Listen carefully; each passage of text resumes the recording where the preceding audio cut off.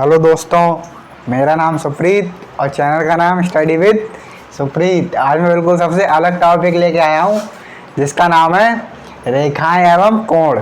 यह topic competition level के सब बच्चों के लिए इम्पोर्टेंट है और 5th से लेके 10th तक सभी बच्चों के लिए ये इम्पोर्टेंट है। ये सभी के कोर्स में है और कंपटीशन में भी ज़रूर आता है, इसलिए ये वीडियो पूरी एंड तक देखें। अगर ये पूरा कॉन्सेप्ट रेखा और कोण का यानी लाइन एंड एंगल का पूरा कॉन्सेप्ट समझना हो तो ये वीडियो बिना स्किप करे पूरी एंड तक देखें।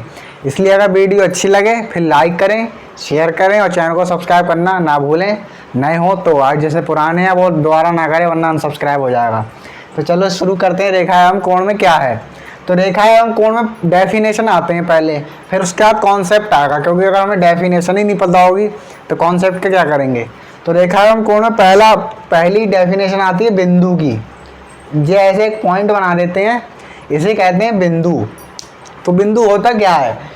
वह चीज़ यानी कोई भी चीज़ जिसकी ना लंबाई ना चौड़ाई ना ऊंचाई होती है उसे बिंदु कहते हैं। जैसे कि ये बिंदु है, क्या क्या कहते हैं?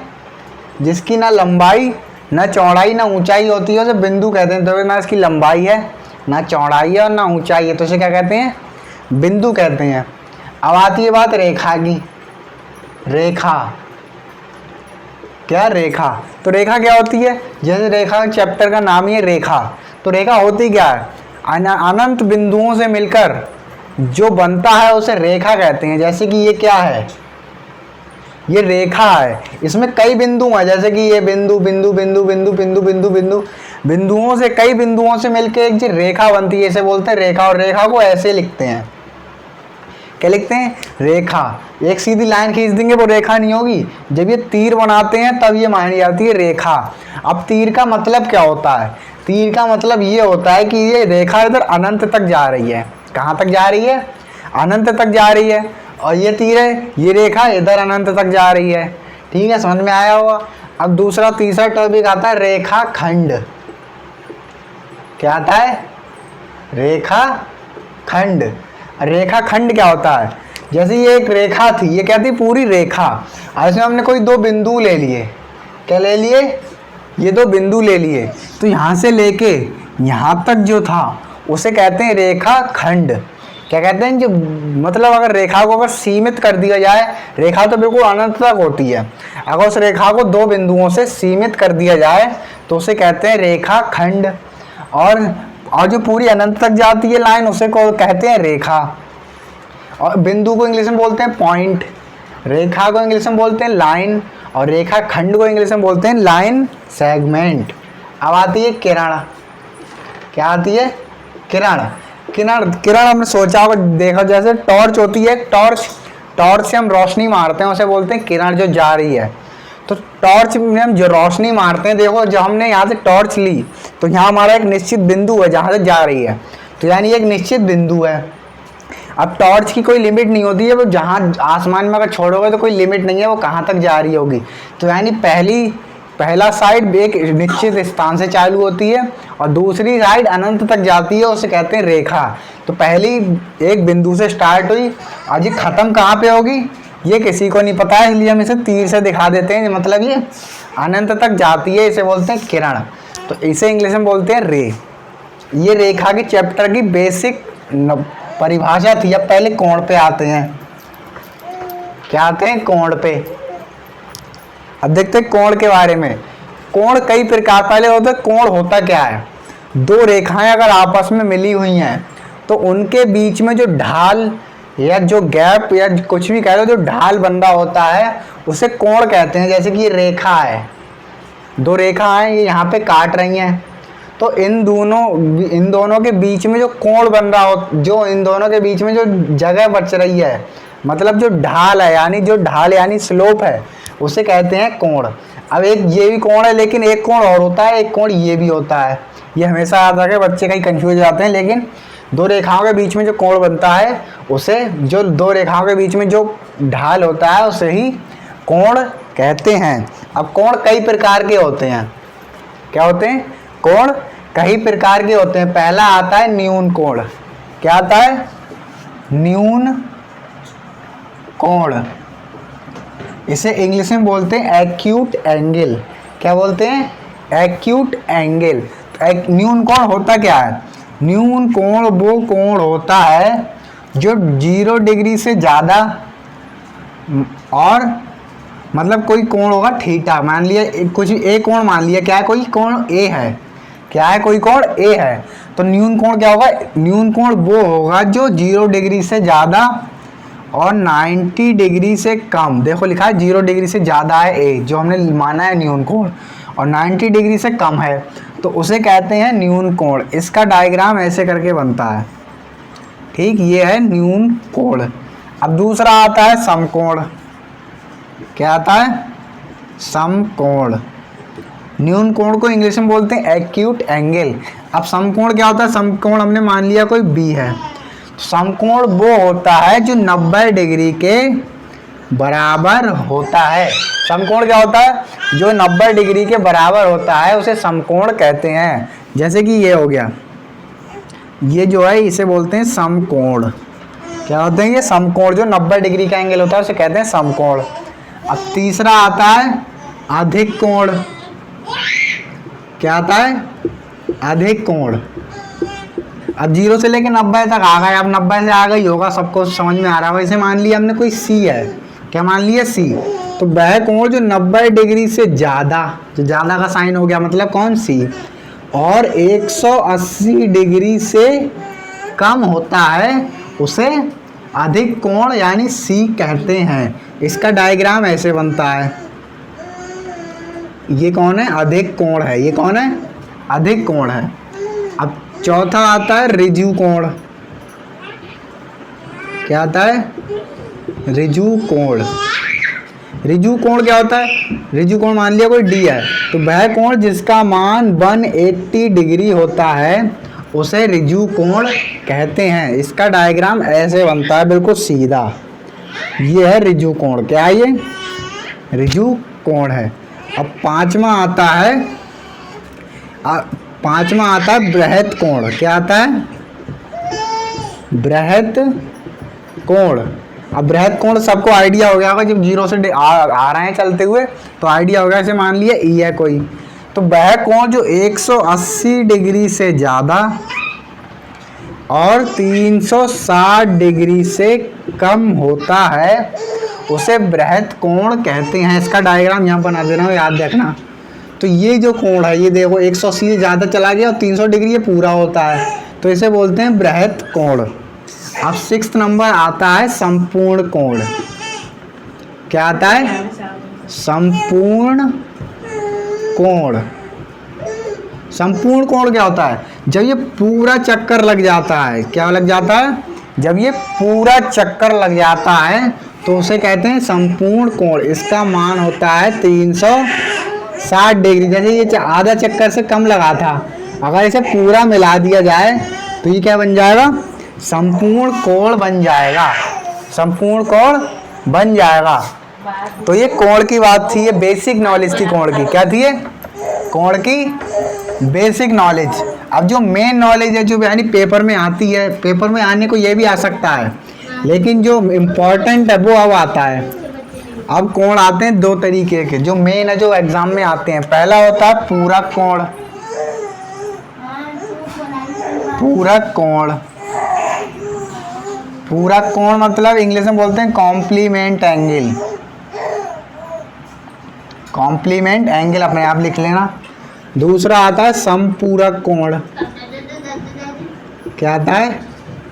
समपूरक कोण। इसे इंग्लिश में बोलते हैं सप्लीमेंट्री एंगल। Supplementary angle. अब ये हमेशा याद रखना, पूरक कोण और संपूरक कोण हमेशा 2 कोण होते हैं।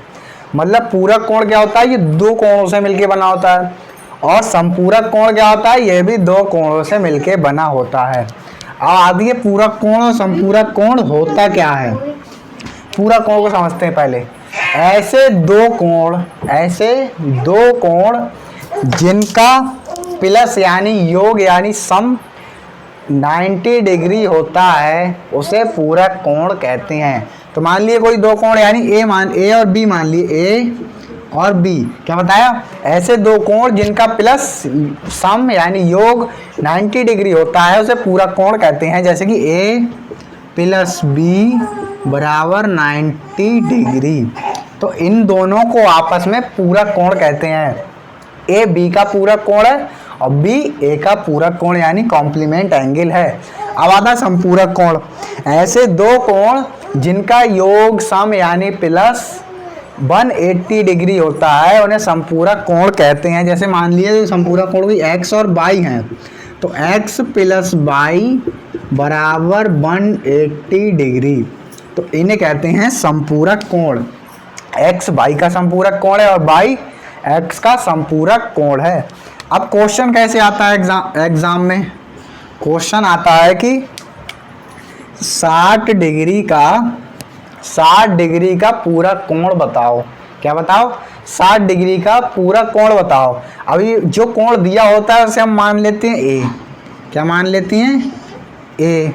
और हमें पता है पूरा कोण के लिए ए प्लस बी होता है 90 डिग्री, तो ए की जगह रख देते हैं 60 डिग्री प्लस बी बराबर 90 डिग्री, तो बी बराबर हो जाएगा 90 में से 60 माइनस हो जाते हैं तो 30 डिग्री हो जाएगा। यानी 60 डिग्री का पूरा कोण कितना होता है? 30 डिग्री होता है। अब इसी तरीके का एक क्वेश्चन और करा रहा हूँ पूरा कोण का। अब कहता है 90 डिग्री का पूरा कोण बताओ। क्या बताओ? 90 डिग्री के लोग इसमें ही चकमा जाते हैं। तो 90 डिग्री सबसे पहले मान लेते हैं ए।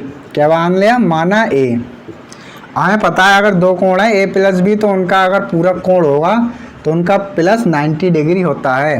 तो ए की जगह रख दिया 90 डिग्री प्लस बी बराबर 90 डिग्री। 90 डिग्री से 90 डिग्री कट जाएगा तो बी बराबर आएगा 0 डिग्री। तो यानी 90 डिग्री का पूरा कोण 0 डिग्री होगा। ये थी पूरा कोण की पूरी जानकारी जो पेपर में आती जरूर है 99%। अब आता है संपूरक कोण। संपूरक कोण में कैसे क्वेश्चन करेगा?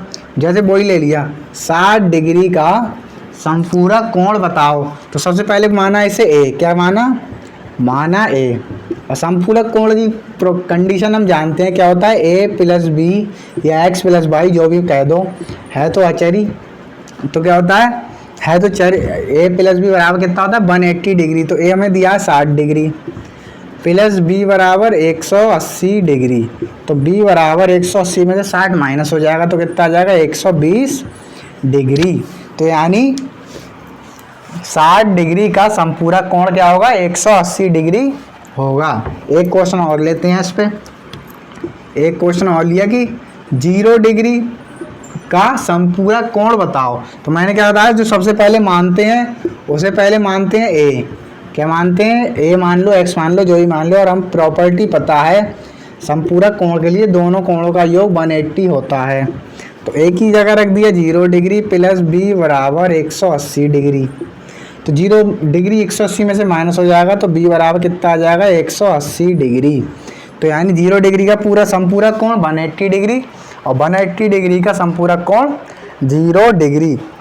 ये थी पूरी कोणों की बात। अब आती हैं कोणों की प्रॉपर्टीज़ जो बहुत इम्पॉर्टेंट हैं। अब क्या आती हैं? कोणों की प्रॉपर्टीज़ आ जाती हैं। अब क्या आती है? कोणों की प्रॉपर्टीज़। पहली प्रॉपर्टी क्या होती है?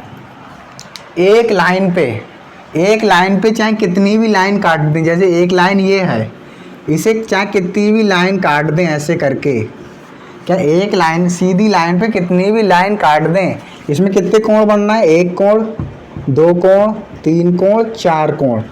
क्या कहते? एक लाइन पे किसी एक बिंदु पे कितनी भी लाइन वहाँ पे काट दें, सभी कोणों का योग 180 डिग्री होता है। क्यों? क्योंकि मैंने बताया था 180 डिग्री कोण ऐसे ही बनता है पूरा। ये देखो 180 का बना है, तो यानी एक लाइन पे कितने भी लाइनें एक बिंदु पर काट दें उन सभी कोणों का योग 180 डिग्री होता है। इसे मान लिया ए, इसे मान लिया बी, इसे मान लिया सी, इसे मान लिया डी। तो क्या हो गया? A plus B plus C plus D, C plus D, इनका योग कितना होता है? 180 डिग्री होता है। और इस प्रॉपर्टी का नाम होता है रैखिक युग्म। क्या होता है? इस प्रॉपर्टी का नाम होता है रैखिक युग्म। इसे इंग्लिश में बोलते हैं लीनियर पेयर। अब दूसरी प्रॉपर्टी आती है कि अगर दो रेखाएं ये एक रेखा है और दूसरी रेखा ऐसे काटती है, तो जो आमने सामने के कोण होते हैं इन्हें कहते हैं शीर्षाभिमुख कोण। इसका शीर्षाभिमुख कोण ये है और इसका शीर्षाभिमुख कोण ये है। तो शीर्ष के विमुख मतलब शीर्ष के जो सामने कोण होता है उसे बोलते हैं शीर्षाभिमुख कोण। अगर दो लाइन किसी बिंदु पर काटती हैं तो उनके जो आमने सामने के कोण यानी शीर्षाभिमुख कोण हमेशा बराबर होते हैं। इसे मान लिया ए, इसे मान लिया बी, इसे मान लिया सी, इसे मान लिया डी। तो मैंने क्या होता है, दो लाइन अगर किसी बिंदु पर काट रही हैं और जा रही हैं आगे तक, तो जो आमने सामने कोण उन्हें शीर्षाभिमुख कोण होते हैं और वो हमेशा आपस में बराबर होते हैं। तो यहाँ पे ए के बराबर कौन होगा, बी। तो यानी ए इक्वल टू होता है बी और सी इक्वल टू होता है डी। सी इक्वल टू क्या होता है, डी। अब इन दोनों प्रॉपर्टी पे क्वेश्चन लेते हैं, ऐसे कुछ समझ में नहीं आएगा। तो क्वेश्चन लिया पहले एक, जैसे ये क्वेश्चन है,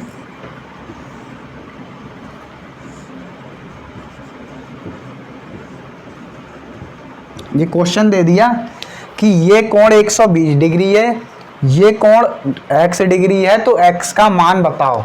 अब मैंने ये भी ऊपर प्रॉपर्टी बताई थी कि एक रेखा पर एक बिंदु पर कितनी भी लाइन काटें उन सभी कोणों का योग 180 डिग्री होता है। तो यहाँ लिख दो, पहला कोण जो निकालना है वो x डिग्री, उनका योग प्लस 120 डिग्री कितना होता है, 180 डिग्री होता है। किस प्रॉपर्टी से, रैखिक युग्म। तो तुम्हें लिखना पड़ेगा ब्रैकेट में रैखिक युग्म।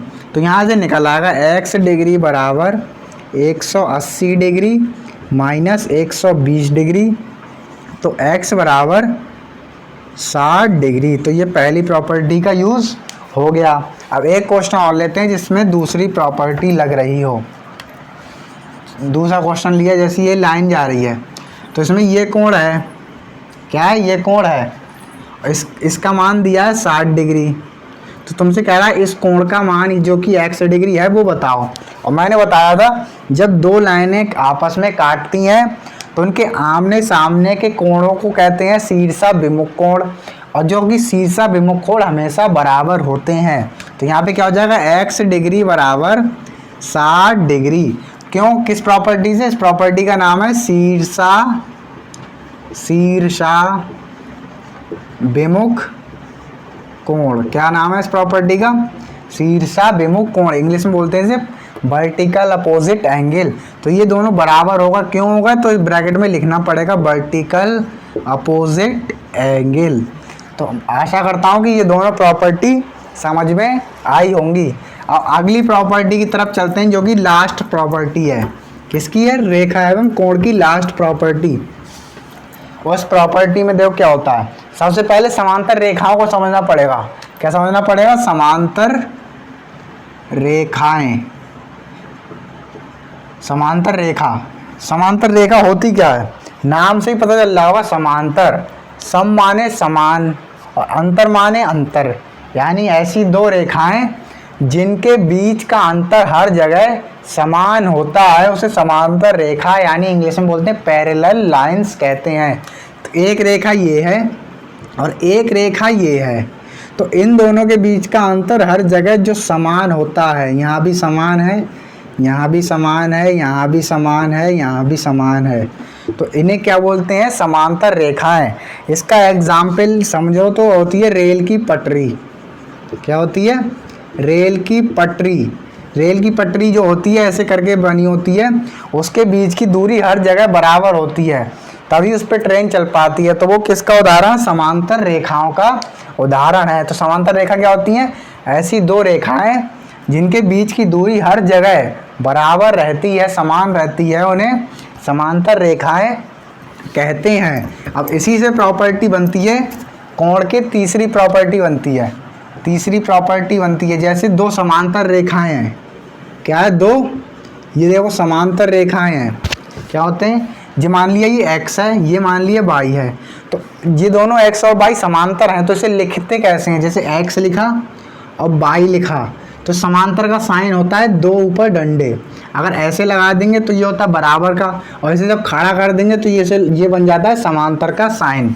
तो इनकी अब प्रॉपर्टी देखते हैं। जैसे दो समांतर रेखाओं को अगर एक रेखा काटती हुई जा रही है, क्या बताया, दो समांतर रेखाओं को अगर एक रेखा काटती हुई जा रही है तो जो ये कोण होता है, क्या होता है, ये कोण हमेशा इसके बराबर होता है।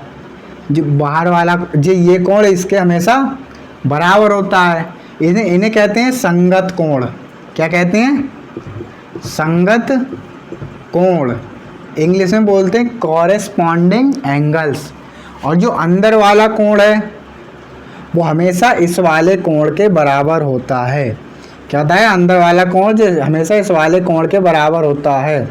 इन कोणों को बोलते हैं एकांतर कोण। क्या कहते हैं, एकांतर कोण। इन्हें इंग्लिश में बोलते हैं अल्टरनेट एंगल्स। अब इस पर क्वेश्चन लेते हैं। ये तीसरी और चौथी प्रॉपर्टी थी, तीसरी एकांतर कोण, चौथी संगत कोण। दो अगर समांतर रेखाएं, इन्हें लिख दिया एक्स पैरेलल बाई।